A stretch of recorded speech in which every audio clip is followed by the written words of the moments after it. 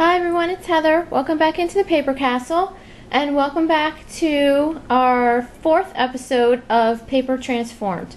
I'm so sorry it took me so long to get this video together, but I really wanted to do it when I had my my camera back after it got broken, because the other one I had, the picture quality was bad, and it was very clunky and very hard for me to try and demo stuff, trying to work around it. And I already knocked it over a few times trying to do eBay videos. So anyway, what we're going to do today is we're going to do 2 real simple, quick techniques. No brain surgery here. It's just basic watercolor washes. We're going to do the even wash, which is right here on page 19, and the graded wash up here on page 20.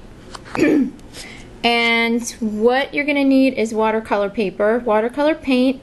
It says you need artboard or sturdy chipboard. I'm not using that today because my watercolor paper is pretty sturdy, but they say you can tape the watercolor paper down to your artist board with artist tape so it won't curl.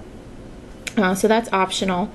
A round watercolor brush, number 10 or 12, and the salt and the perfect pearls, we're not gonna use that today. This is the closest I could find to a 10 or a 12 brush. This is one of my perfect pearls brushes, and I have a bunch of them, so I'm going to use that one. And also, obviously, you need a cup of water. And I'm going to show you the watercolor paints that I have, because they come in so many different forms.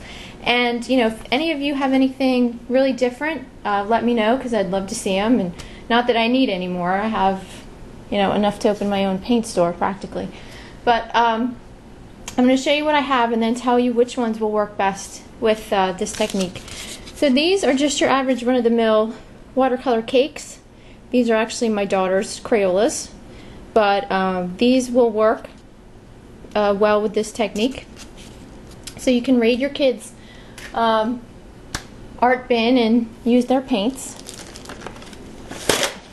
I have some watercolor tubes. They also work well. You can just dilute them in the little palette that you know usually comes with them and use that. These are also watercolor cakes, but these are pearlized, and I have to find the name. I'll put the name either down below or I'll add it to the video later. But you can get these really inexpensively at Michael's, and they're really nice paints. I have some Neocolor 2 watercolor crayons. I can't pronounce the name of who makes them, but again, I'll put that in the video. But Rachel uses these a lot, Rach0113, and these are really great. You can just scribble some on your craft sheet and dilute it that way, or you can just dilute it by rubbing the brush on the tip and loading your brush like that. But I just got these the other day. There was a scrap site going out of business, and I picked these up really cheap. That's why there's a limited amount of colors here, because they're kind of expensive. Then, of course, I have my watercolor crayons. These don't work very well for this technique, but we are going to be using them probably later in some of the other techniques. Then I have my twinkling H2Os. I only have 6 of them right now. And these are great also. These are like cake watercolors. You do have to mist these with water probably maybe about 10 minutes before you're going to use them. Mist them really well, like 3 or 4 times, and then right before you're going to start painting, you might want to mist them again. Whoops.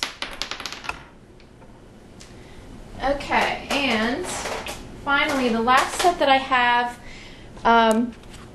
A lot of you might be unfamiliar with these. I've only ever seen them in one place, and I can only find them online in one place, and it's from a company who they used to go to stamp shows years ago, And they don't anymore. I think they're based out of Wisconsin, but you can order their stuff online. And this is where I found these when they used to go to the stamp show. I bought a set of these from them. And I keep them in this sketchbook. They are these little swatches of color. They're called Peerless Watercolors, and I'll put the name in the video. And I have them in this book, and I have each set of paints separated by like 2 sheets of paper, and it's this fabric paper that's very, very concentrated with pigment, and you can, as soon as you touch the brush to it, as you can see on this one, I mean, the color just activates, and it's fantastic. And these are also really great for travel, because you can just pop this book in your bag, get a water brush, and you can, paint on the plane or, wherever you are. And that's what I'm going to use today. And let's see, let me pick a color here. Okay, I think I'm going to do this turquoise blue. So we're going to start the first technique, which is just the, let me double check what it's called, the even wash. So this is just to have an even wash of color all over your paper. So get your brush good and wet. You're going to touch it, or well, pick up some paint, and then you're just going to brush it right across the top and kind of tilt it so it starts to run, and then get some more paint and start the brush right where your last brush stroke ended. And you're going to keep on picking up paint and going all the way down your piece of paper until you have an overall even wash of color. Need some more water there. But these Peerless watercolors, they last a very long time, or at least I was told that they do. And the sheets that I have in this book right now, they aren't even the full sheets. I split these with my mom, and that's the other nice thing about them. They're not really that expensive, but you can get a booklet of them and then you can split them with a friend. But I'll put their website down below so that you guys can go check them out. But that is the even wash. Of course, mine's not as even as it probably should be, but you get the idea. And I'm going to rinse my brush out and pick another color. And the other good thing about these, especially if you're coloring like small stamps and stuff, a little of this goes a long way because it's really concentrated color. And like I said, you don't even, oops, these are ones I forgot to even put in my book yet. You don't have to wait for these to dry. You can if you want to, but then you can just flip to wherever you want in the book and then move on to your next color. Okay, now we're going to do the graded wash. Yeah, graded wash. And I'm going to get the brush really wet. I'm going to use this as heliotrope down here. I'm going to get some of that. And again, I'm going to tilt the paper and swipe the color across. And then I'm not going to use any more paint. I'm just going to keep getting the brush wet and starting where the last stroke ended. I'm going to, whoops. I'm just going to keep going down the paper. This brush holds a lot of water, so I really don't need to get any more on here.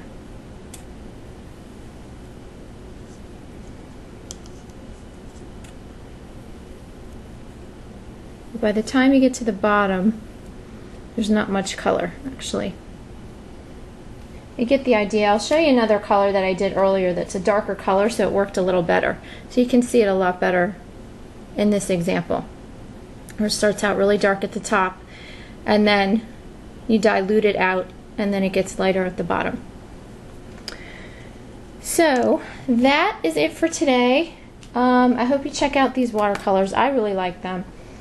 And I will be back with a couple more of these watercolor washes a couple different techniques for those, probably early next week. And I will not let this, go as long as it did. Hopefully my camera will not break anymore. It shouldn't.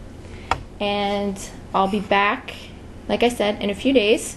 So have a great day, everyone. If you have any questions, let me know. And I will try to post this stuff on my blog. I know I said that I would and I hadn't. I mean, if there was a blog jail, I would be in it, because I just completely forget that I even have one. So I apologize for that, anyone who's checked out my blog. But I will try. I'm just so busy with eBay and my kids and everything else that I forget about it. So thanks, everyone, and I'll talk to you soon. And have a great day and have a great weekend. Thanks. Bye.